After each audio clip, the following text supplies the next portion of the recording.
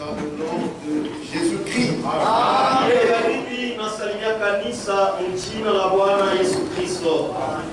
Que notre Dieu soit loué.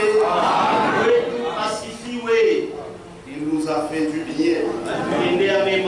Par sa mort, nous avons la vie. Amen. Par l'œuvre de la croix,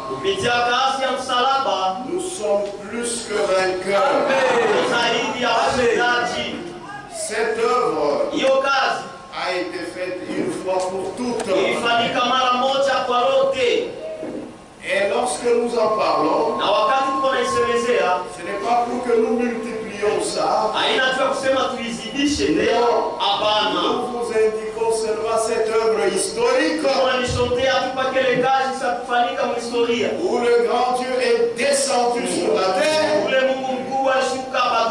et il a réglé une fois pour toutes le problème du péché. Nous sommes libres à jamais, justifiés, et le ciel est pour nous. Avant de prier, nous allons chanter Nyimbo za Mungu 33. Et ensemble, nous prierons.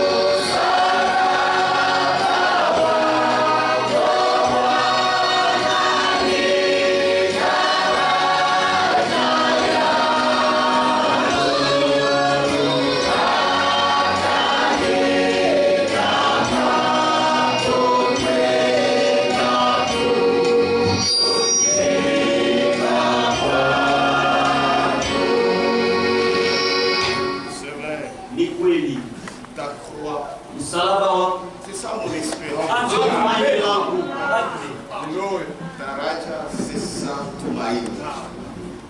La croix. Ce n'est pas la croix de bois. Ce sont les souffrances et la mort de Jésus. Amen. C'est là où ma foi est ancrée. Pas dans mes émotions. Pas dans mes sentiments. Mais c'est dans ce que Christ a fait. C'est une grande œuvre qui dépasse tout. Qui a réglé le problème de toutes les œuvres du salut. Et quand nous pensons à cela, nos cœurs bondissent déjà. Et cette joie, personne ne nous l'ôtera. Et cette joie, tu ne peux pas la trouver dans les choses de ce monde. Car tu vas les trouver toutes les choses de ce monde. Et tu n'as pas Christ. Tu es malheureux. Nous allons prier tous le Seigneur. Amen. Quand on prie, il n'y a que deux positions de prière.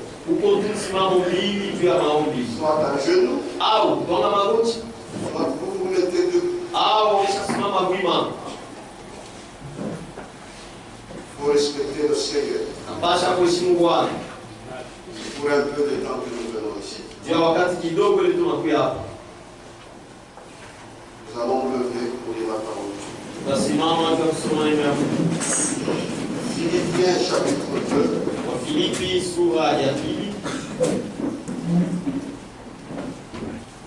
Le 3e verset. Ne faites rien par esprit de parti. Ou par vaine gloire. Mais que l'humilité vous fasse regarder les autres comme étant au-dessus de vous-même. Veuillez vous asseoir.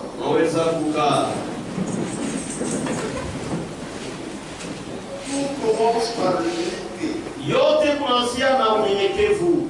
Ici on dit, mais que l'humilité vous fasse regarder les autres comme étant au-dessus de vous-même. Ce n'est pas que c'est quelque chose que vous singez, que vous imitez. Mais c'est une vie qui doit sortir de l'intérieur. Puisque tout homme, comme il aime imiter, il peut imiter l'humilité. Mais comme ce n'est pas sa vie,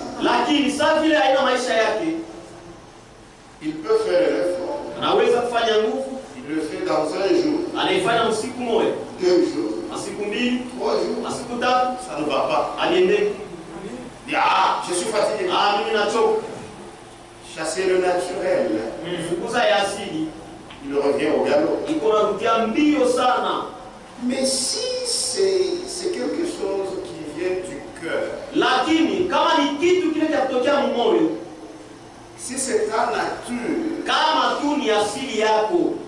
c'est facile.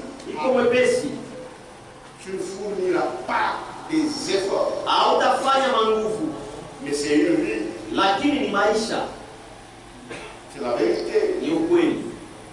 Et la Bible dit que l'humilité vous fasse regarder les autres comme étant au-dessus de vous-même. C'est ça l'humilité. Si ça se trouve en toi, qui que tu sois, tu verras que les autres sont au-dessus de toi. Amen. Ce n'est pas facile.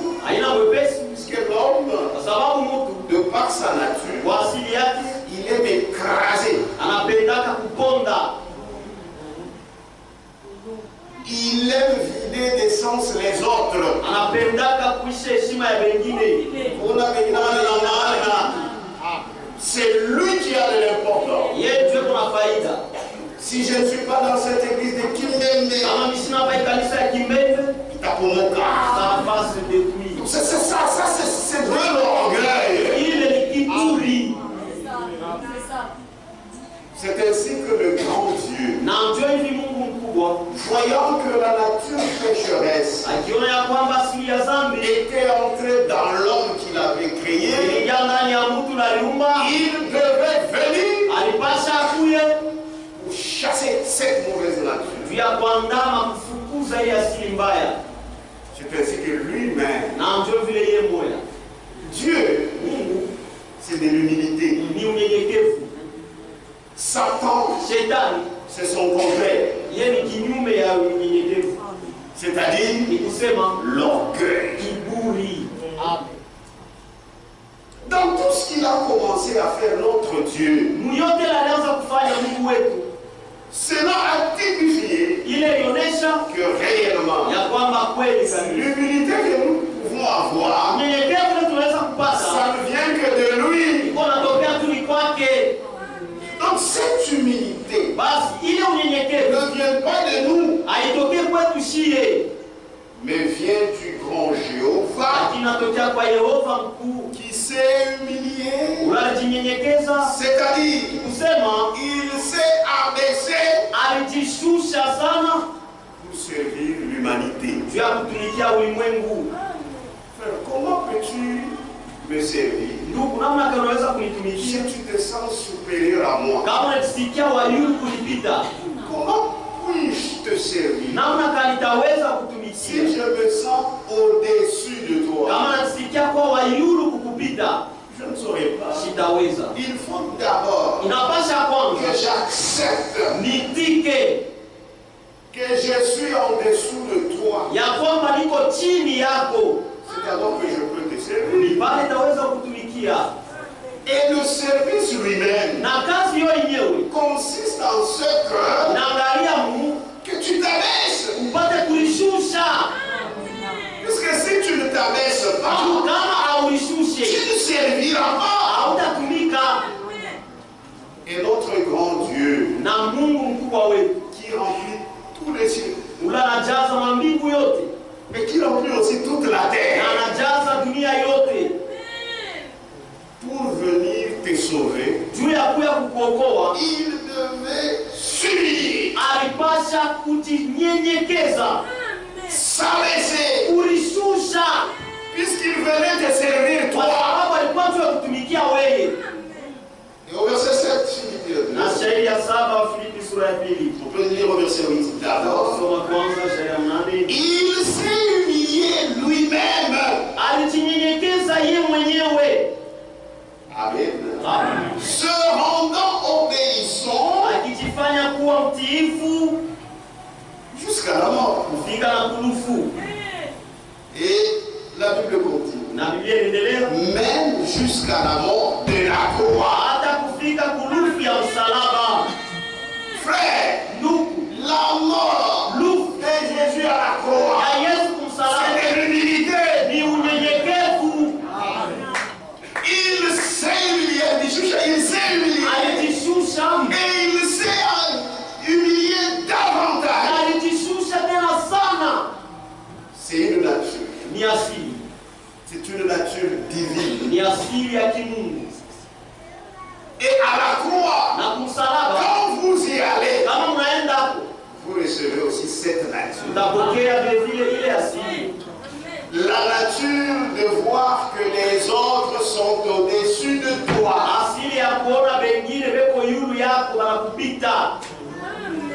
Au verset 7. Mais s'est dépouillé lui-même. Frère, si tu es rempli de toi-même, si tu es orgueilleux, d'abord tu es une malédiction pour toi-même.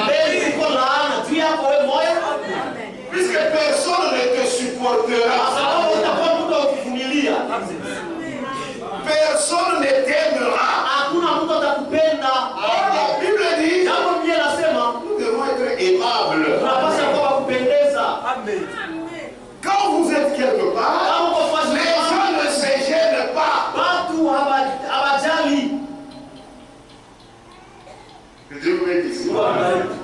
Le grand Jéhovah est venu sur cette terre. Les gens n'étaient pas gênés. Ils sont arrivés même à les clouer à la croix. Oui, il s'est humilié. C'est la vérité. L'orgueil précède la chute.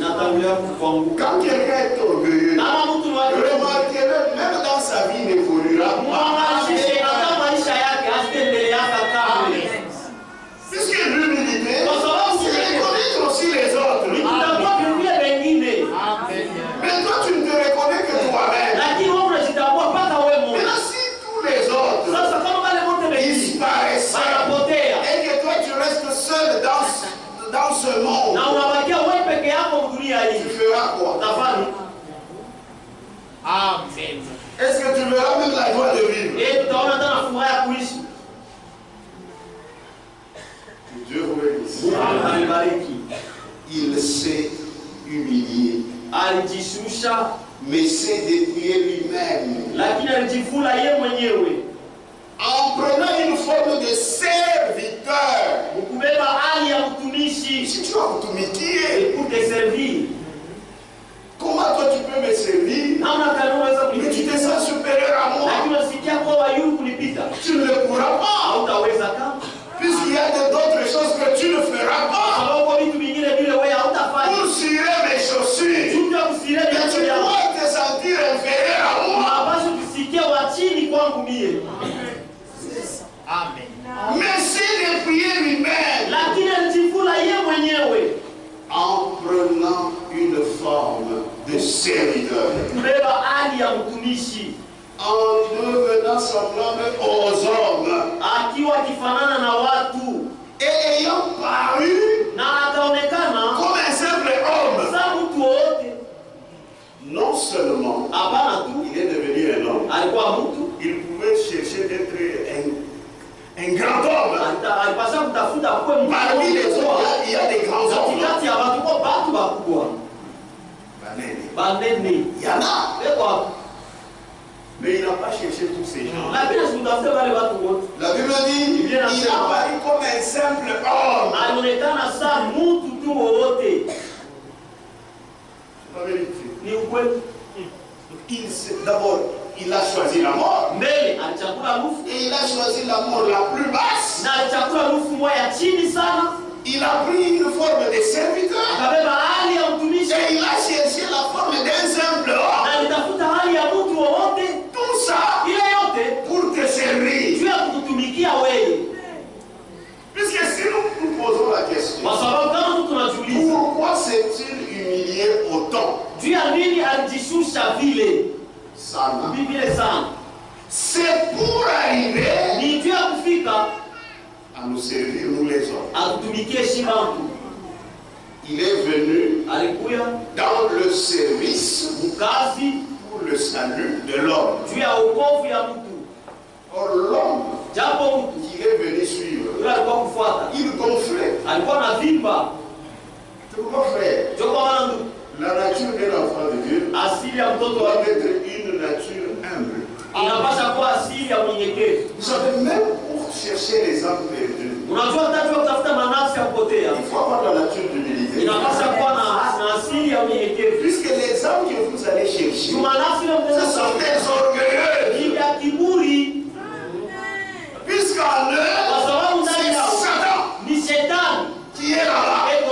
Maintenant, si toi aussi tu es rempli de toi-même, vous voyez quand quelqu'un est tombé, même s'il est frère, s'il tombe, et fait attention, le premier signe, c'est l'orgueil.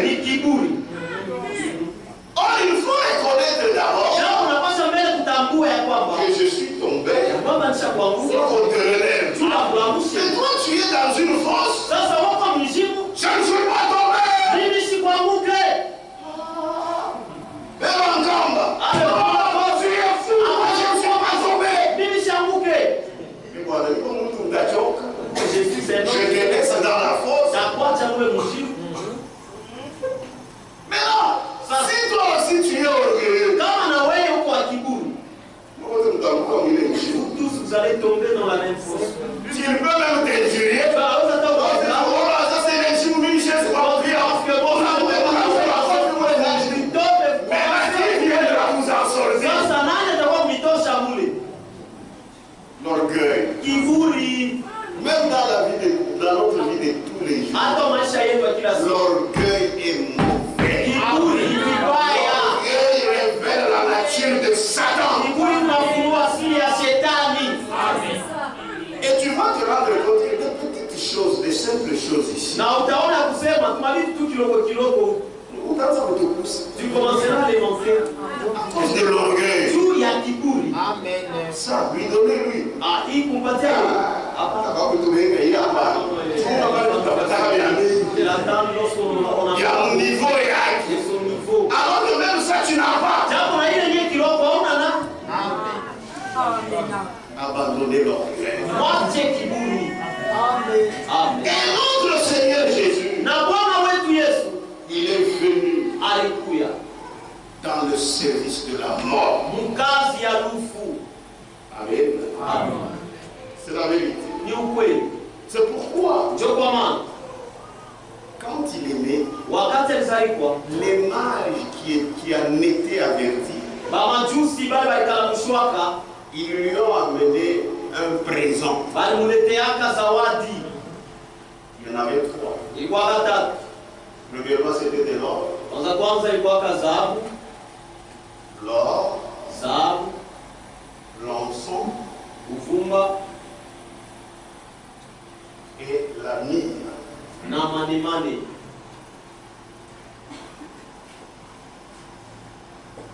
Ce présent ici était significatif. Amen. L'or, c'est la divinité. L'encens, on l'utilisait dans le service dans le temple. C'est le service. Gaz. La vie, c'est utilisé dans la mort. Pour le cadavre. Donc, c'est la mort.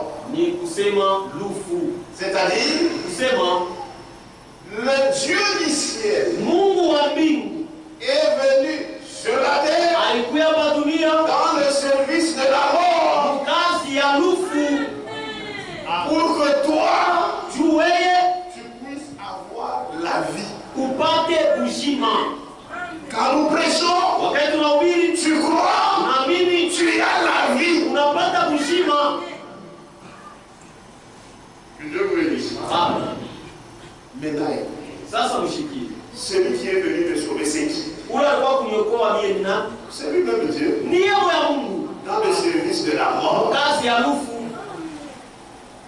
C'est pourquoi, lorsque nous lisons notre écriture, que nous lisons dans l'introduction, que nous lisions, oui, wakati wote 1 Corinthiens. Est-ce qu'on est ensemble?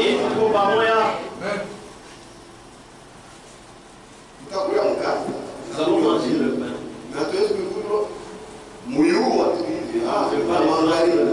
C'est au soir. 1 Corinthiens. Verset 26. Est-ce qu'on est ensemble? Amen.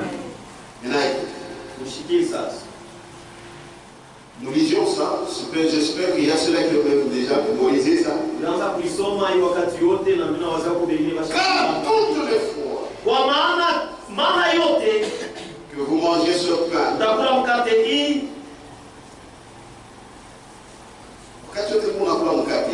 je verrai cette traduction. Car toutes les fois que vous mangez ce pain,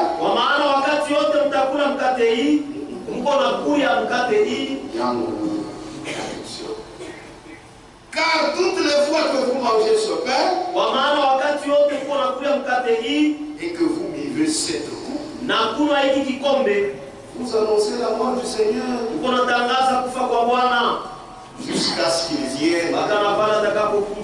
Donc c'est lui-même Dieu qui est venu dans le service de la mort. Et je vous ai dit, il a choisi la mort la plus basse. La mort de la croix. C'est ainsi qu'il a symbolisé son humilité pour servir dans le lavage des pieds. Il voulait leur dire que moi, le grand ici, vous me connaissez comme le grand Jéhovah. Je me suis humilié pour venir vous servir. Parce que dans l'homme, c'est l'orgueil qui pourrit. Mais moi je viens vous dire que mes disciples à moi ne doivent pas être des orgueilleux. Je n'en parle pas seulement. Moi-même, je donne l'exemple. C'est ça un maître. Un maître doit d'abord montrer l'exemple.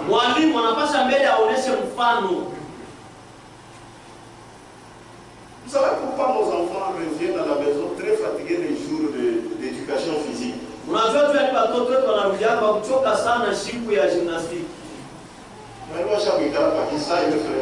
L'enseignant est assis là sur sa chaise comme le fait. Allez, 50 pompages! Allez, pompage sur 50! Donne l'exemple en faisant 50 pompages. Si tu les fais toi-même, alors pour les enfants, il faut qu'on dose un peu. Marche canard! Allez, écoutez bien! D'ici jusqu'au terrain!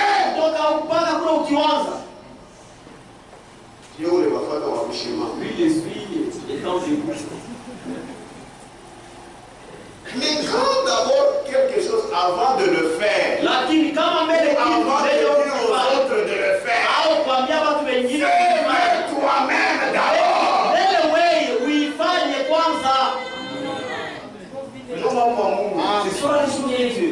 Même les prédicateurs, quand on est wish, il a lavé le banc.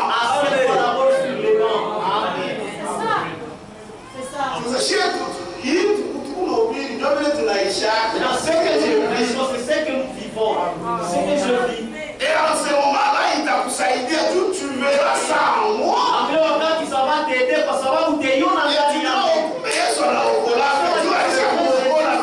Parce qu'il a d'abord sauvé lui. Ce n'est pas que nous sommes en train d'expliquer. Amen. C'est pourquoi être prédicateur, c'est très difficile. Ce n'est pas français, mais Maïcha, la vie. Maïcha. Amen. Puisque être mobile, pourquoi prédicateur, c'est tout abandonné.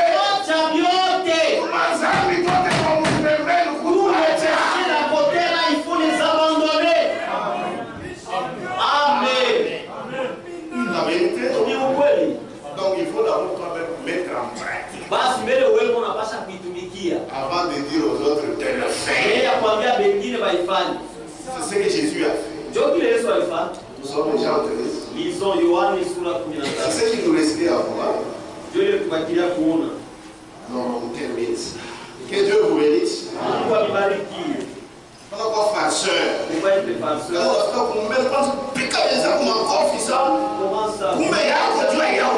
Parce que pour toi, n'est pas encore manifeste.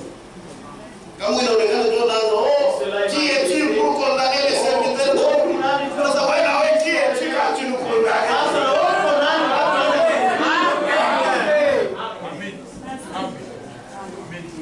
Jean 13. Verset 1, nous allons descendre. Avant la fête de Pâques, Jésus, sachant que son heure était venue de passer de ce monde au Père, et ayant aimé les siens qui étaient dans le monde,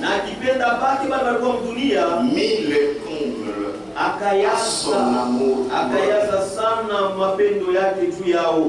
Amen. Amen. Pendant le souper, Wakati wa meza ya magharibi, lorsque le diable avait déjà inspiré au cœur de Judas Iscariote, fils de Simon, wakati diabolo alikuwa shasukumia tayari moyo wa Yuda Iskariote le dessein de le livrer, mambo ya kumtoa Jésus, Yesu, qui savait que le Père avait remis toutes choses entre ses mains, unajua ya kwamba baba alikuwa sharudisha vitu vyote mikono yake, qu'il était venu de Dieu alitokeaka kwa Mungu et qu'il s'en allait à Dieu, na alikuwa anaenda kwa Mungu, se leva de table, akasimama kumeza, ôta ses vêtements akatosha mavazi yake et prit un linge na akabeba nguo dont il se ceignit. ila alijifunga. Ensuite, Kisha il versa de l'eau dans un bassin akamwanga mai mubeseni et il se mit à laver les pieds des disciples na akaanza kunawisha miguu ya et wafuasi à les essuyer avec le linge dont il était saint. na ile nguo alikuwa shamjifunga nayo.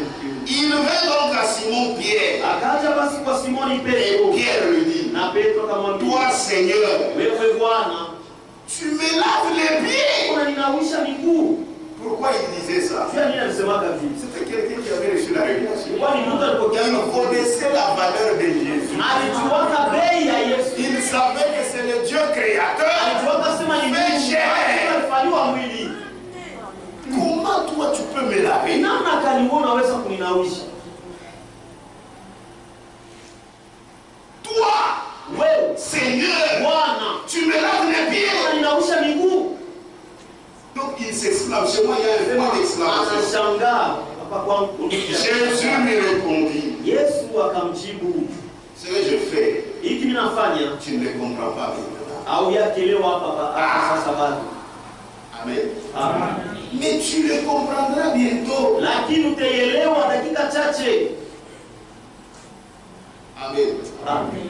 Puisque le comble de toutes ces choses-là, Kwa sababu wingi ya vile vitu de vyote toute son humilité, ya ile kujishusha kwake kote c'est à la croix. ni kumsalaba. Pierre lui dit, Petro non, Hapana. jamais tu ne me laveras les pieds. kamwe hautanawisha miguu. Jésus lui répondit, Yesu akamjibu, si je ne te lave, kama nisikunawisha tu n'auras point de part avec moi. hautashiriki pamoja nami. Simon, là ça passe. Simoni Simon Pierre lui dit, Simoni Petro akasema, Seigneur, Bwana, non seulement les pieds, hapana tu mpaka miguu, mais encore les mains et la tête. tena mikono na kichwa. Yote tu ilinawishe. Alilabisa. Jésus lui dit, Yesu akamwambia, celui qui est lavé yule mwenye kunawa n'a besoin que de se laver les pieds eko lazima tu kunawa miguu pour être entièrement pur. tu apate kuwa safi yeye. Et vous êtes purs, Na mweye uko safi, mais non pas tous, lakini haina mwe bote, car il connaissait celui qui le livrait. kwa maana alijuaka ule atamtoa. C'est pourquoi il dit, Ndio kwa maana anasema mais pas tous purs. mwe bote hamna safi. Après qu'il leur eut lavé les pieds, Kisha yeye kuanawisha miguu, lui le Seigneur, ye Bwana. après qu'il ait lavé les pieds, qu'il leur eut lavé les pieds, Kisha yeye kuanawisha miguu et qu'il eut pris ses vêtements, na kisha kubeba mavazi yake, il se mit à table. akarudia kumeza Il leur dit, na akawaambia, ouvrez sa machine. ouvrez les oreilles. Comprenez-vous ce que je vous ai fait? Eti munaelewa hiki mimi navifanyia?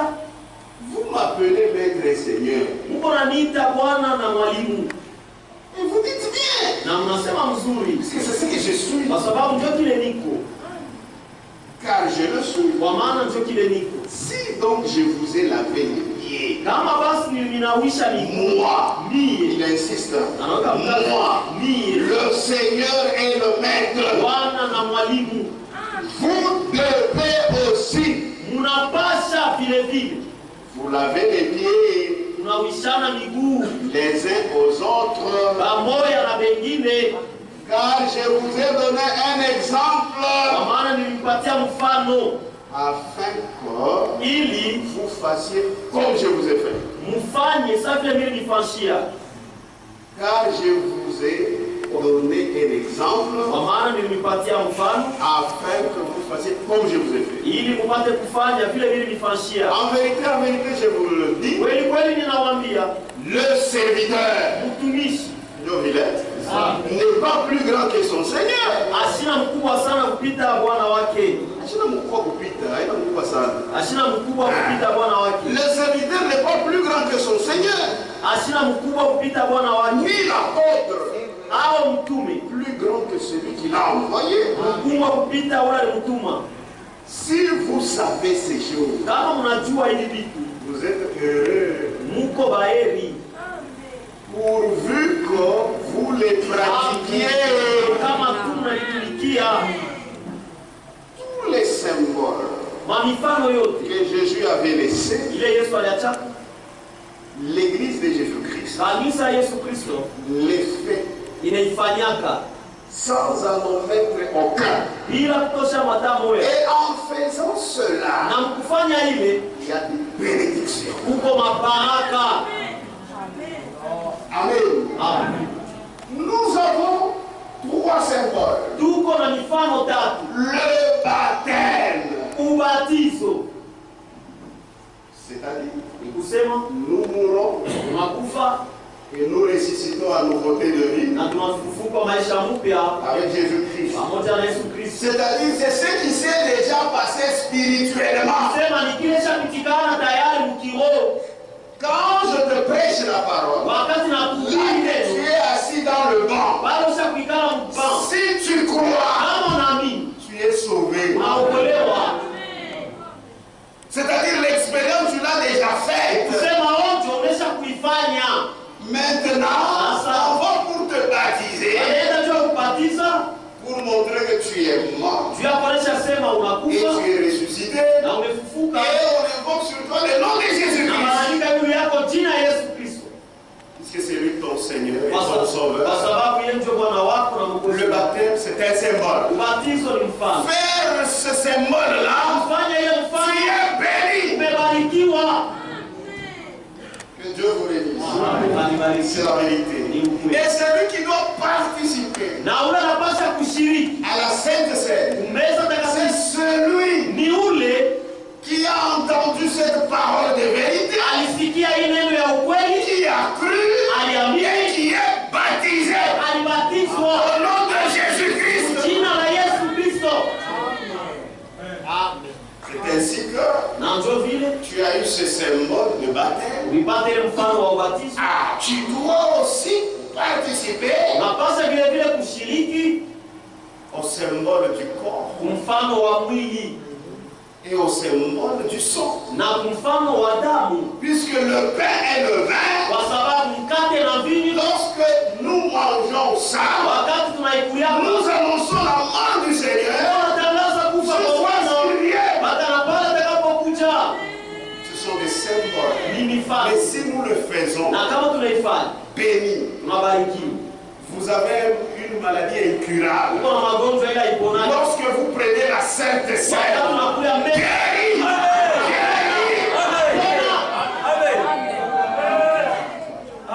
Vous avez des problèmes. Venez. Lorsque vous mangez, Dieu au ciel, il résout vos problèmes. Le pain sans le vin, symbole.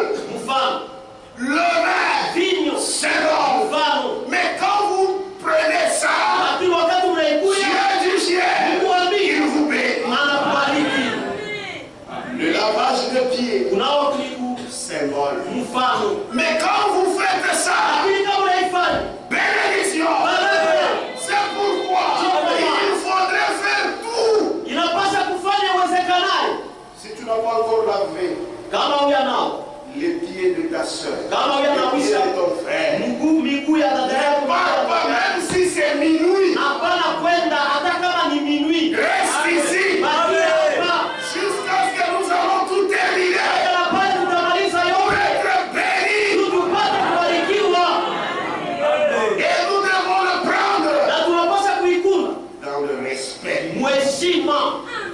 Amen. C'est la vérité. Dieu vous bénisse. Que Dieu vous bénisse.